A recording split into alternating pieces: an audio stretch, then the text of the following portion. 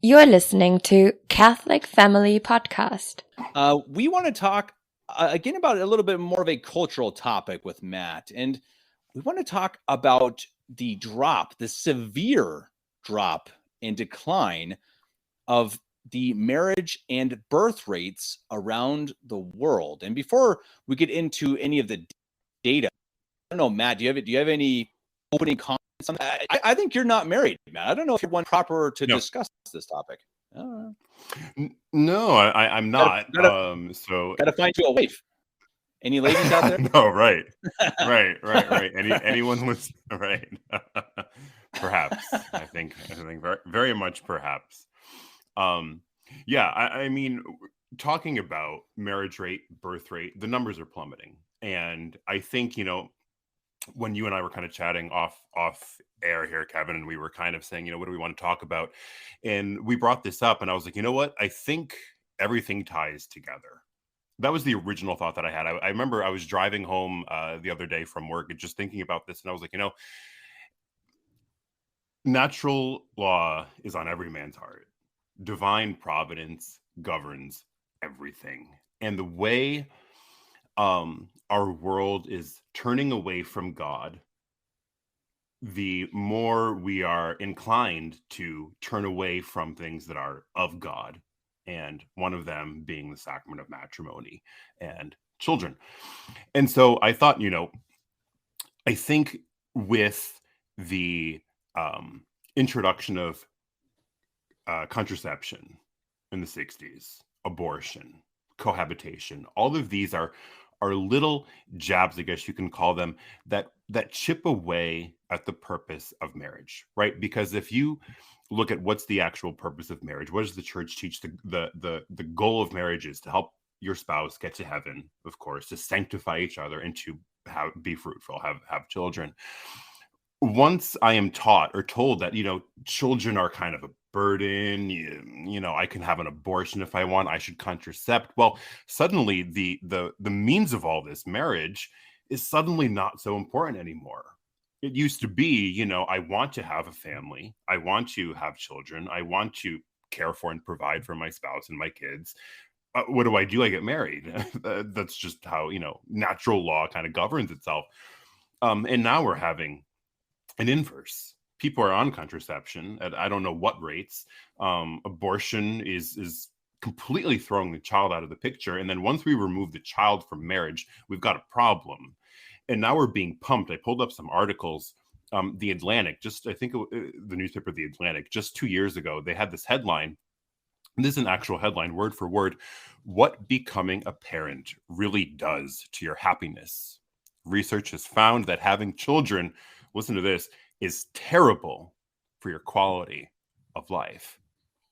Following headline. This is another one. This is another newspaper headline. Children are making you unhappy. That's another headline. So we're being told, we're being really brainwashed that children are a burden. I can contracept, I can have abortions. They make me unhappy. They ruin my quality of life. I don't want kids. Once I remove that from the picture, maybe marriage looks a little bit less attractive to me. I don't want to marry. I don't need to marry. And I think it all kind of spirals into that. It's all rooted, again, in sin. These things that I mentioned, contraception, abortion, cohabitation, we're speaking of sin. And once I kind of dwell in this sin, live in this sin, just glow in this sin, the rest becomes meaningless.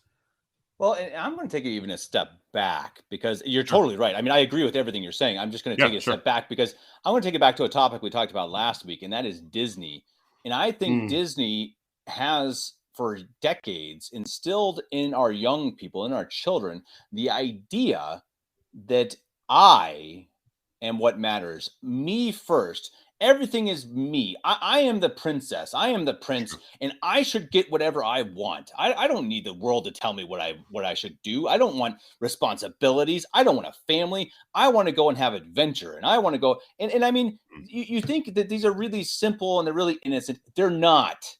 They're not. There's no morals to them. Go and look at Disney, at least for the last decades. There's no morality. They're not trying to teach you something. They're not trying to help kids to learn a moral or a virtue. They are trying to tell them that you are what matters. And this actually has an impact. And it had an impact on me. When I grew up into, past my teenage years, I went into the world thinking, what do I want to do? Literally, what's my dream? What's my Disney prince dream? And so I went in and I went to school for sports broadcasting and okay, I have a podcast now, so I guess it's done some good, but it's not very realistic. And so I spent money, I spent time, and I couldn't find any work, and I don't have very many skills, etc. And this is a big problem in society, just speaking of, terms of finding work and people getting degrees for absolutely nothing. But it also has an impact on getting married, and it has an impact on boys and girls, men and women, thinking, again, they have this idea of being a princess. And what is my, and a prince, what is my dream? What is the thing I want to do most? I want to go and have an education and learn. I want to study to be a history major, a French middle of the 15th century French major. And then I'm going to travel the world. And then I'm going to blah, blah, blah, blah, blah until they're 35. And then they're like, oh, shoot. Now I really want to have kids. And you know what? Maybe I'll have one. And this is the truth of it. And you can look up studies. I pulled up a study from usnews.com. And they say in 2018, the rate of marriages fell to 6.5%. Okay, wait a second. I got to read this. From 1982 to 2009, marriage rates fell fairly steadily and then hovered around 6.8 to 7 per 1,000 through 2017. Okay, I don't understand the numbers at all. See, this is the issue when you start getting mathematics into a podcast for me. but anyway, the data has severely shrunk in the last years for people willing to get married. Yeah, and I think I wanted to ask your opinion on this too, Kevin. And again, maybe as I have said before, people can chime in. Dating versus courtship has changed. And somebody pointed at a real twist or a real pivot, I guess you can call it, in this pattern actually has to do with cars, travel. Dating kind of coincides with the invention of the automobile. I don't know how true this is. I heard somebody talking about this. I could be totally wrong. Please, somebody correct me if I am. But it was pretty common, back then, somebody in your neighborhood, somebody in your village, you see her, him, whatever you match up. Okay, we're just going to court, see if we're compatible, and then we're just going to marry. And then sort of dating with, now we are going on trips. We're going out to restaurants. We're going out to do things. We're driving. We're traveling. We're all these things. And it kind of changed the dynamic of how men and women come together, realize if they're compatible or not, and just marry. And so I don't know if you have anything you want to add to that, but do you think that... Where do I start? Yeah. Go. I mean, how much time do we have? Here's what I really think happens too, especially with the internet. And you're totally right. I think it started with a car, and now it's in a catastrophic degree with social media and the internet. And this is what happens. Part of the issue is that you have two people that say they go on a date, they go and have coffee, and it's pretty okay. It's pretty nice. Heck, maybe it's great. You know what happens? They instinctively think, oh, but I've got 2,000 Twitter followers. There's got to be somebody. I'm sure there's somebody who's perfect. Now, this is great. This is really good, but there's someone better, I bet. And it's this whole expectation, and it's an unrealistic expectation of I can find something better. And this is something that goes throughout society, not just with dating. I've had issues where I invite people to a party, and they'll say, we can't RSVP yet because we're not sure if something will come up. I'm like, what do you think is going to come up? A better party?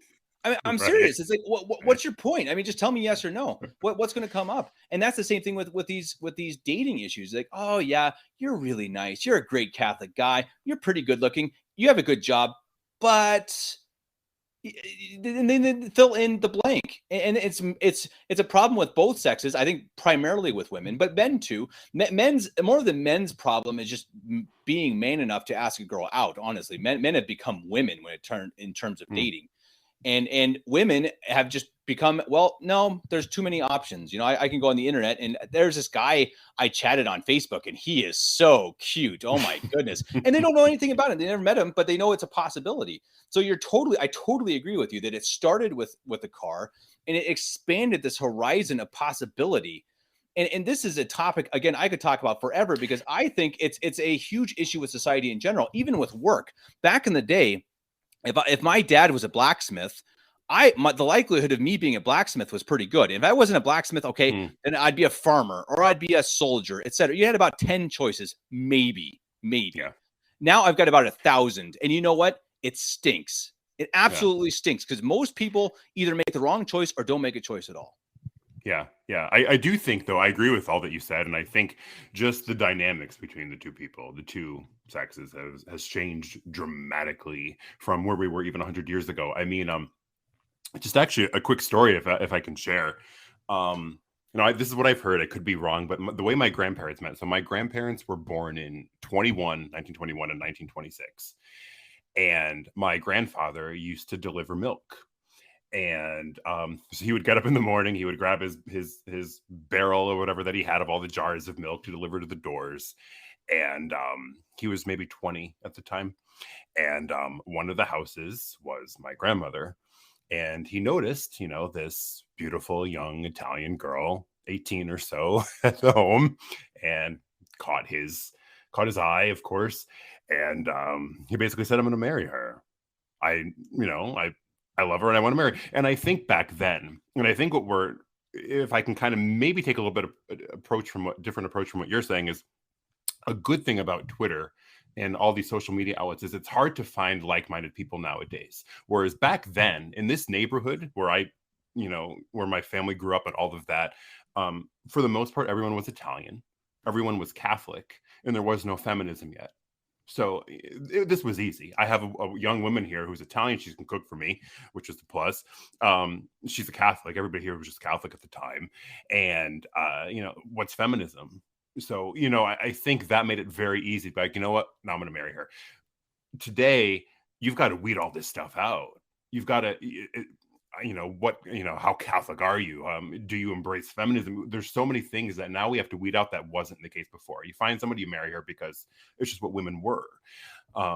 And sure enough, he did. So he married her. And I want to say he was 21 and she was 19 at the time of their wedding. Again, very common. But now with social media is you get to know people that you might not have access to where you are, especially our position of state of vacantism. It's very hard to connect with people unless you're making an hour-long trip or whatever to maybe a chapel that might be small and might have 30 people who attend it. You can really expand with Twitter, find people with like ideas, find people with good morals, with the same set of beliefs that you have. And so I see both of it. I do think that there is some good because, it weeds out, a lot of the quote unquote bad or a lot of the things that you don't want. So I see both sides of it. But the way times have shifted from just 100 years ago, where you can pretty much bet that a girl was going to be skilled in doing, household feminine sort of things, to now, who knows, women don't want that. And it's changed a lot. There's another podcast in the works with Steven Spray, who's going to go on a podcast. The plan is for him to go on a podcast with 4 women to discuss his interpretation of feminism. It's going to be great. It's going to be one of the best shows of all time. Nice. I can't wait for it, because anyone who knows Steven Spray, he does not mince words. But with 4 women on the show, or three women on the show, he might have to. He might. And Steven has done it. He's done a podcast with the Diamond Brothers. So, and I told him, I think this is going to be harder. This is going to be a harder challenge than that. But I do think, it is a significant issue. And I think you're right that it does help to get to know people. But I think it's both sides, as you say. It's good to get to know people. But then once you meet someone, pull the trigger. Don't be so scared of pulling the trigger, and then don't be so scared. If you're a guy, and that's how I met my wife. I did first see my wife on Facebook. This is true. I saw her on Facebook. I'm like, wow, okay, she's pretty. And then I saw, oh wow, she's coming to America. So you know what? I'm going to go find any way possible to go see her. And I did a road trip to California from Colorado, went and met her, and I was like, okay, yep, going to marry her. And then I chased her around the world until she did. And so it did start on social media, but it was like, okay, you know what? This is the girl, like your grandpa, this is the girl I want to marry, and this is it, and I think I think it does have to be somewhere in between. You're totally right that you can find really good groups and good people on social media, and terrible people as well. Yeah, but sure. But sure. Go and make they something all follow happen. Me. Yeah, exactly. Right. Go and make something happen. Don't just sit around and hope that something better is going to come, because it's not. And you're going to end up being 35 years old, and you're going to contribute to the lack of children in society, which is far, far more dangerous than anything else happening in the world right now that nobody's talking about. Nobody's talking about the lack of babies. And I can tell you right now, in Germany, it's a great example that we have far, far more old people, and we have immigrants, neither of which contributes to society. Old people, it's fine. They contributed their share already, but there are fewer and fewer babies, which means in a generation, maybe two, the entire system, the entire structure of Germany will fail. It must, because there are not going to be enough people to work to support the old people.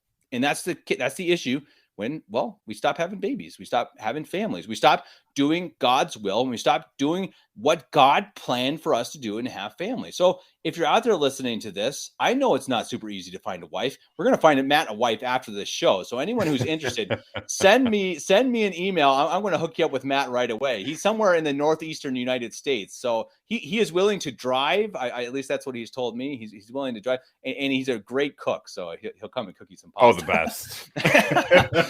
we're gonna get working on a family here soon. We'll do a cooking show one day, Kevin. Perfect. You and I. Live footage, Emerald Lagasse Food Network. Yes, that sounds good. You've been listening to the Catholic Family Podcast. If you enjoyed this show, please share it with your friends and family. You can support the production on Patreon and PayPal, and you can reach Kevin at kevin89davis@gmail.com. Ad Maiorem Dei Gloriam. All for the greater glory of God.